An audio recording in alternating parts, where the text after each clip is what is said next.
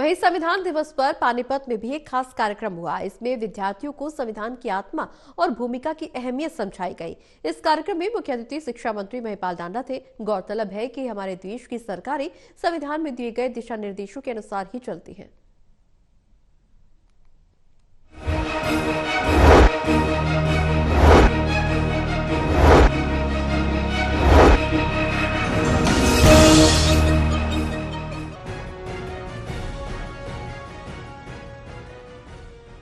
आज 26 नवंबर है।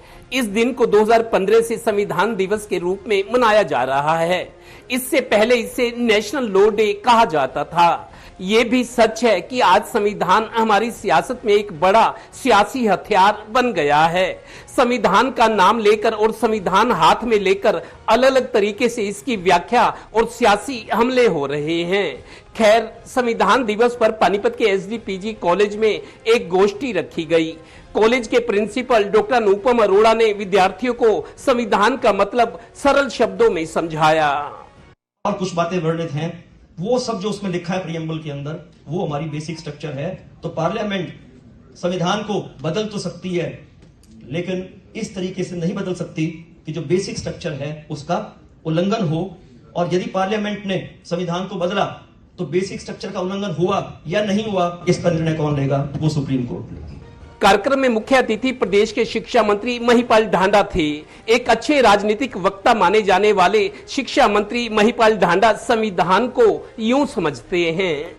हमारा संविधान बहुत मजबूत संविधान है, दुनिया का सबसे सर्वश्रेष्ठ संविधान है। भारत के लोकतंत्र को मजबूत करने वाला है। भारत का लोकतंत्र और मजबूत बने और अपने संविधान के अनुरूप अपने लोगों को ऐसी जिंदगी दे जिसमें किसी भी तरीके की कोई त्रुटि ना हो।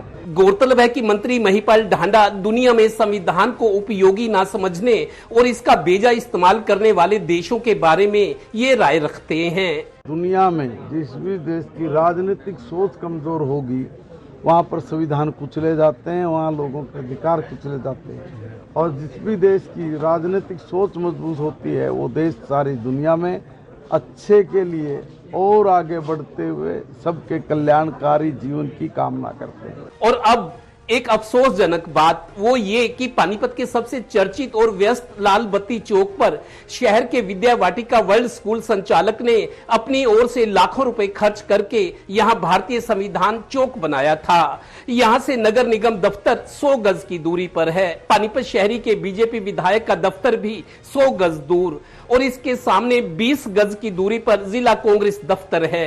अफसोस कि संविधान दिवस पर यहाँ पसरी धूल मिट्टी और डॉक्टर अंबेडकर की प्रतिमा पर जमी धूल। 2021 में भी टोटल टीवी ने जब ये स्टोरी चलाई थी तो शहर के पूर्व मेयर, जिनकी बेटी 2021 में मेयर थी, अब फिर उन्हें हम याद करवा रहे हैं। गौरतलब है कि डॉक्टर भीमराव अंबेडकर के बताए और दिखाए रास्ते पर ही आज की सरकारें चल रही हैं। डॉक्टर भीमराव अंबेडकर जिंदाबाद जिंदाबाद।